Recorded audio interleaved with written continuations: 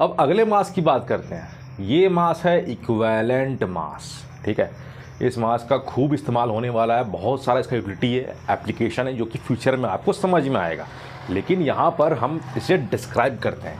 इसका जो standard definition है, इक्विवेलेंट मास या तो इक्विवेलेंट वेट, ये बोलता क्या है? देखो केमिस्ट्री में क्या होता है ना, केमिस्ट्री में मास और वेट दोनों इक्वल होता है, ठीक है। फिजिक्स में भले यहाँ पर ये फोर्स बन जाएगा, लेकिन केमिस्ट्री में मास और वेट दोनों इक्वल होगा। फिजिक्स में यहाँ पर वो mg आ जाएगा, m/g, है ना। लेकिन यहाँ पर केमिस्ट्री में दोनों इक्वल होता है, ठीक है। तो इसे एक मानते हुए हमें आगे बढ़ना है।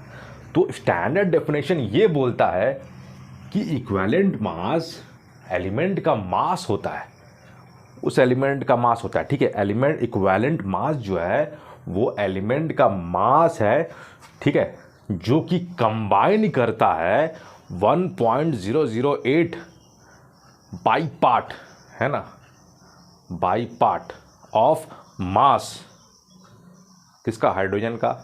और या तो कंबाइन करता है या डिस्प्लेस करता है by part of mass 8 part of mass of क्या? ऑक्सीजन।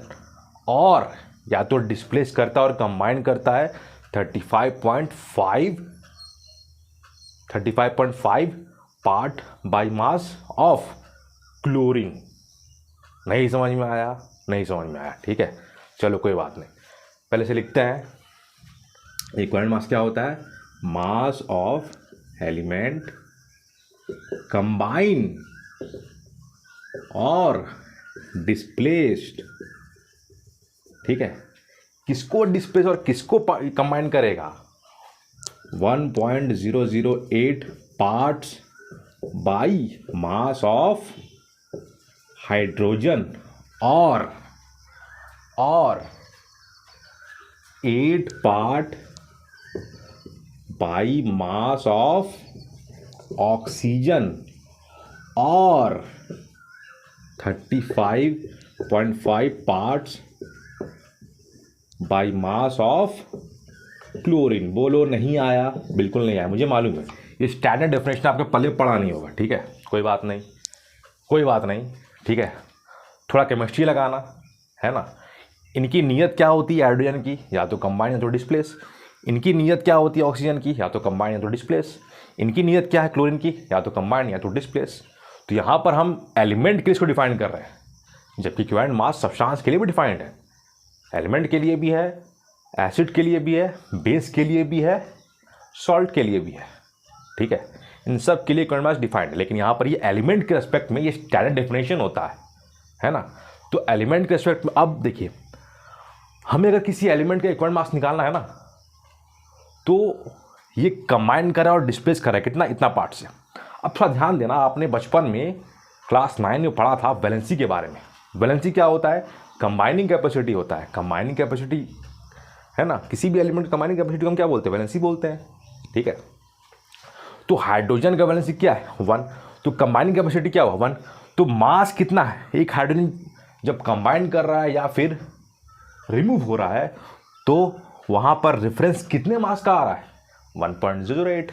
उसी तरीके से ऑक्सीजन की बात हो रही है, तो ऑक्सीजन जब भी कंबाइन कर रहा है या फिर डिस्प्लेस हो रहा है, तो कितना? By part 8 part. हमने ये लॉ में भी देखा था। उसी तरीके से अगर क्लोरीन की बात हो रही है, तो क्लोरीन कितना? क्लोरीन अगर डिस्प्लेस हो रहा है या कंबाइंड हो रहा है ना, तो कितना मास उसका रेफरेंस आ रहा है? 35.5। या तो यू या तो ग्राम याद करो जो इसका मास है, ठीक है। तो ये रहा इसका स्टैंडर्ड डेफिनेशन। तो उसी तरीके से अगर मुझे किसी भी एलिमेंट का इक्विवेलेंट वेट या फिर मास को पता करना है ना, तो मैं क्या करूँगा? उस एलिमेंट का एटॉमिक मास अपॉन जो उसका वैलेंसी होगा, ठीक है। तो ये रहा एलिमेंट के लिए। अब बात करते हैं सब्सटेंस के लिए। तो हमने इक्विवेलेंट मास तो समझ लिया, पर ये डिफरेंट कैटेगरी में कैसे डिफाइन किया गया है, कैसे इसे हमें निकालना है, ये तो पता होना चाहिए ना। तो चलिए निकालते हैं। Equivalent mass of different species या तो डिफरेंट सब्सटेंस, ठीक है, सब्सटेंस। तो अब तक तो आपको समझ में आ गया और सब्सटेंस में कौन कौन आता है। सबसे पहले बात करते हैं हम एलिमेंट का, ठीक है। हमें एलिमेंट का पता करना है। इससे पहले हमने क्या देखा कि कुछ नहीं, उस एलिमेंट का आप एटॉमिक मास निकाल दो, जो क्या होगा, atomic mass of element upon जो उस एलिमेंट का वैलेंसी है, जो उसका कंबाइनिंग कैपेसिटी है, निकल गया अपना मास, ठीक है। अब यहाँ पर ये क्या हो गया, एलिमेंट का कैसे निकालना है। सपोज करो मैंने बोला कैल्शियम, तो कैल्शियम का एटॉमिक मास क्या होता है, 40 होता है, और उसका वैलेंसी क्या होता है, 2। तो 40 अपॉन 2 क्या हुआ, 20 हुआ। तो 20 क्या बना, इक्विवेलेंट मास, ठीक है। क्या बना, इक्विवेलेंट मास, पर किस में, ग्राम में ना। वैलेंसी का तो कोई यूनिट होता नहीं है, मास का तो यूनिट ग्राम में है, ठीक है। तो यहाँ पर 20 ग्राम एलिमेंट की बात हो रही है, ठीक है। ठीक उसी तरीके से अगर हमें पता करना है इक्विवेलेंट मास किसका, एसिड का, किसका, एसिड का।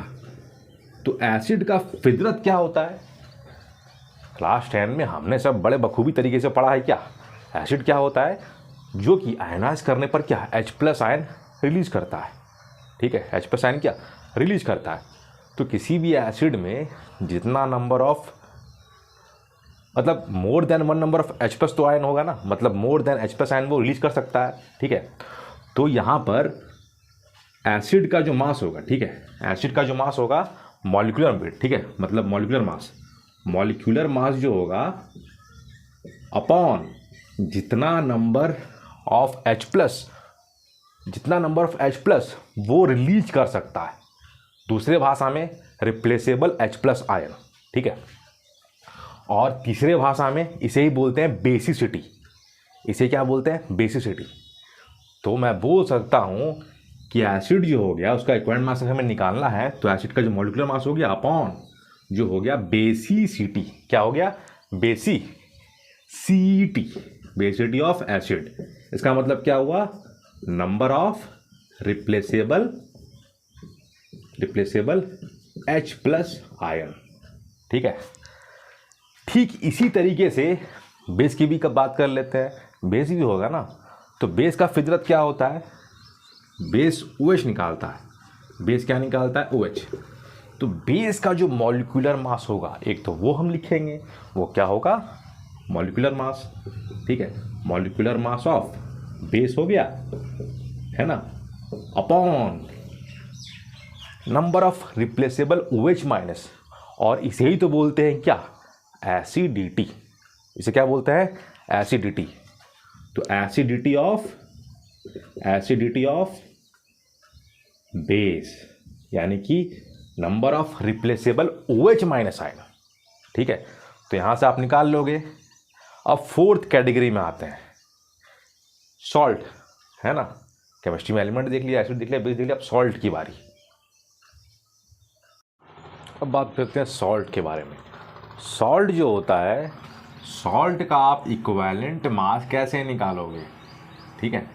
इक्विवेलेंट मास या इक्विवेलेंट वेट सॉल्ट का कैसे निकालोगे। यहाँ पर उस सॉल्ट का जो पूरा मॉलिक्यूलर मास होगा, ये तो आप लिख दोगे फटाफट, ठीक है, अपॉन सॉल्ट में जितना मेटल होगा, ठीक है, number of metal atom into valency उस मेटल का। तो यहाँ से आपको मिल जाएगा सॉल्ट का इक्विवेलेंट वेट या तो मास। अब बात करते हैं आयंस के बारे में, ठीक है। तो इक्विवेलेंट वेट या तो मास किसका, आयन का, वो कैसे निकालोगे, उसका वेट, आयन का वेट जो हो गया अपॉन जितना चार्ज वो होल्ड कर रहा है, चार्ज वो जो होल्ड कर रहा है किसमें, आयन। यहाँ से आप इक्विवेलेंट किसे निकाल लोगे, आयंस का निकाल लोगे, ठीक है। ठीक उसी तरीके से अब अगर मान लो कि आपके सामने में कोई एजेंट आ गया, या तो ऑक्सीडाइजिंग एजेंट या तो रिड्यूसिंग एजेंट, तो उस वाले केस में कैसे निकालोगे। हमें पता है ऑक्सीडेशन रिडक्शन, ऑक्सीडेशन क्या होता है, लॉस ऑफ इलेक्ट्रॉन, रिडक्शन क्या होता है, गेन ऑफ इलेक्ट्रॉन। तो जिसका ऑक्सीडेशन होता है वो रोल प्ले करता है रिड्यूसिंग एजेंट का, जिसका रिडक्शन होता है वो रोल प्ले करता है ऑक्सीडाइजिंग एजेंट का। ठीक है, तो यहाँ पर इक्विवेलेंट मास या इक्विवेलेंट वेट रिड्यूसिंग एजेंट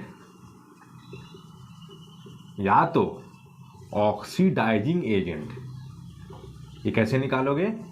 ये चुपचाप उसका जो वेट हो गया अपॉन, ठीक है, upon number of electron loss. किस वाले केस में? इलेक्ट्रॉन लॉस किस वाले केस में होगा? रिड्यूसिंग एजेंट में। ठीक है, गेन किस में होगा? ऑक्सीडाइजिंग एजेंट में। ठीक है, तो नंबर ऑफ इलेक्ट्रॉन लॉस है ना, या तो नंबर ऑफ इलेक्ट्रॉन गेन है ना, तो यहाँ से आप निकाल लोगे इक्विवेलेंट किसका? ऑक्सीडाइजिंग एजेंट का। ठीक है, कुछ क्वेश्चन के माध्यम समझते हैं, कुछ क्वेश्चन देख लेते हैं।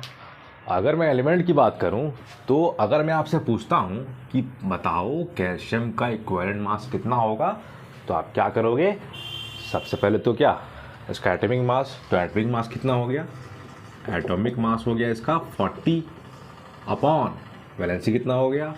2, तो 2 से हमने डिवाइड कर दिया तो कितना हुआ? 20 ग्राम। ठीक है, तो ये रहा कैल्शियम।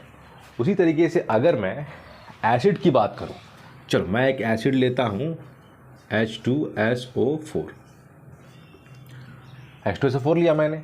ठीक है, तो H2SO4 में हाइड्रोजन का कितना हो गया? 2 + 32 + 4 × 16 64, तो ये बन गया 98।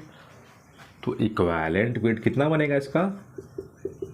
ये बन जाएगा 98 अपॉन, ये तो एसिड है और एसिड का फितरत क्या होता है? H+ को रिलीज करना। तो यहाँ पर कितना H+ निकलेगा? 2 H+ निकलेगा। तो यानी कि ये क्या हो गया? यहाँ पर बेसिसिटी क्या हो गया? एसिड है ना, तो रिप्लेसेबल H+ क्या कहलाता है? बेसिसिटी। तो बेसिसिटी कितना हो गया? रिप्लेसेबल H+ कितना हो गया? 2। तो कितना है ये? यह 49 ग्राम।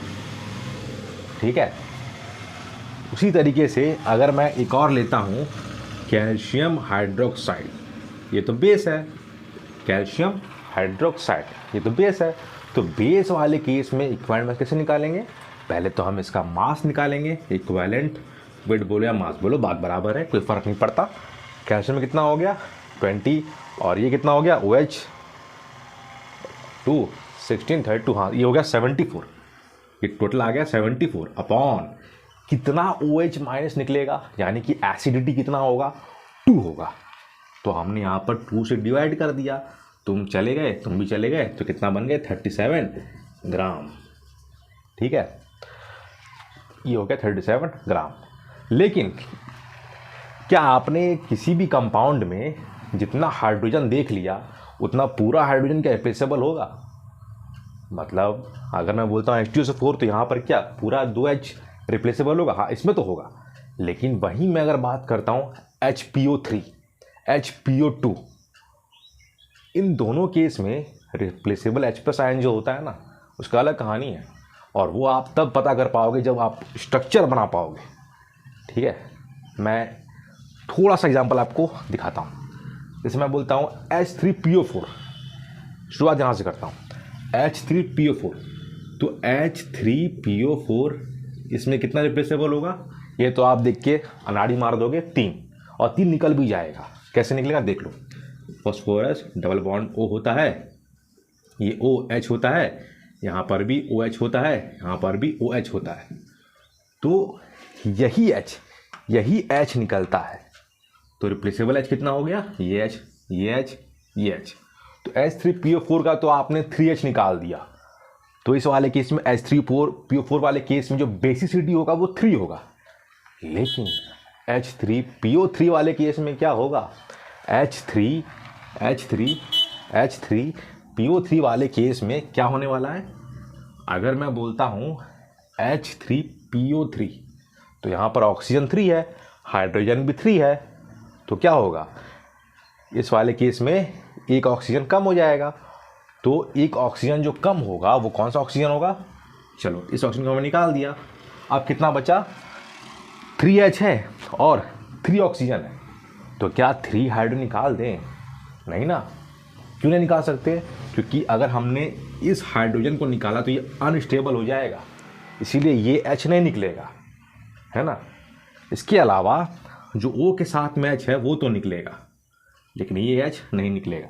तो H3PO3 वाले केस में number of replaceable H plus कितना होगा, ये हो जाएगा 2H प्लस आयन।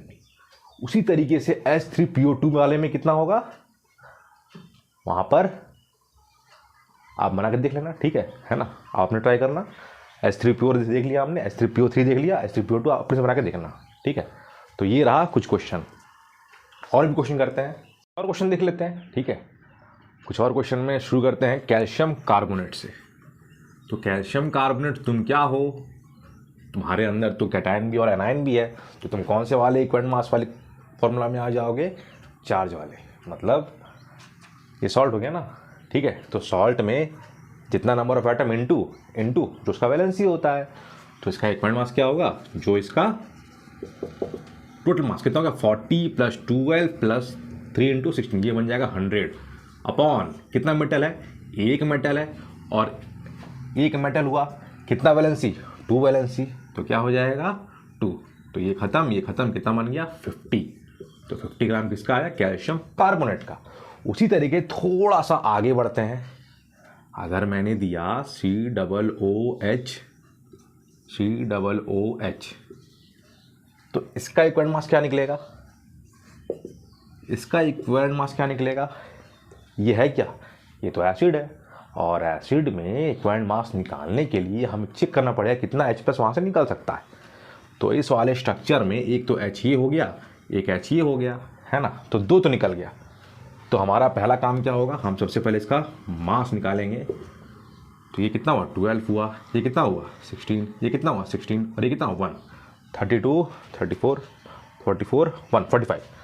तो एक का 45 हुआ, इसका 45 होगा, इसका 45 प्लस का 45, तो कितना हो गया 90 हो गया। और कितना H प्लस निकल रहा है, 2 H प्लस ना, एक ये निकलेगा और एक ये निकलेगा, तो क्या कहलाएगा, बेसिसिटी।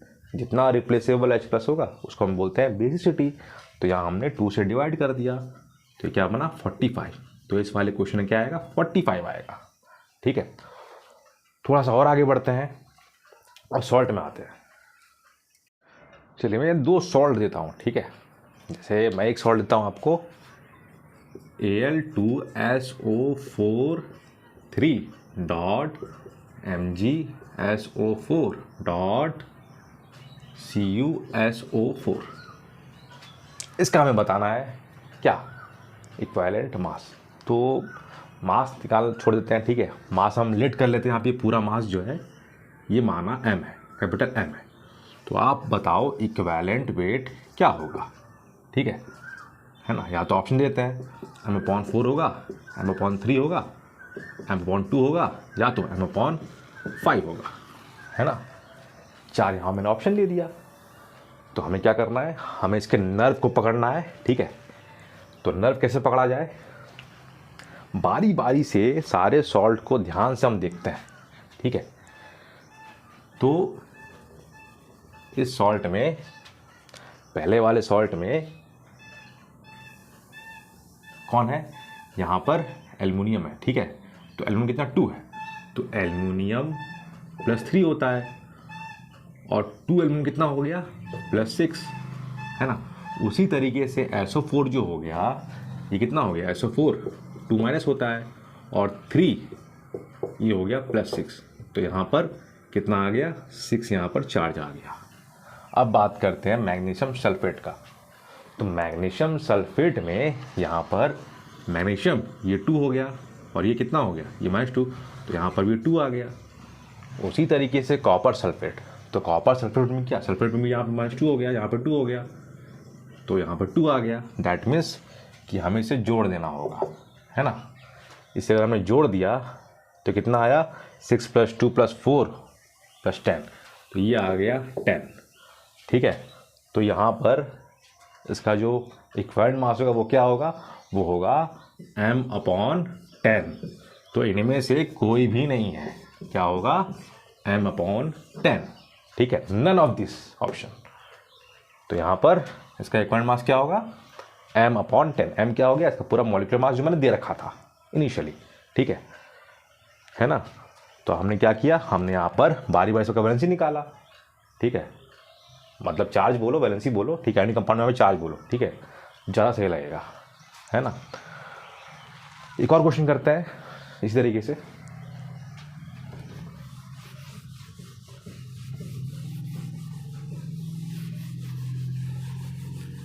माना कि मैंने एक कंपाउंड दिया कि HC2O4 डॉट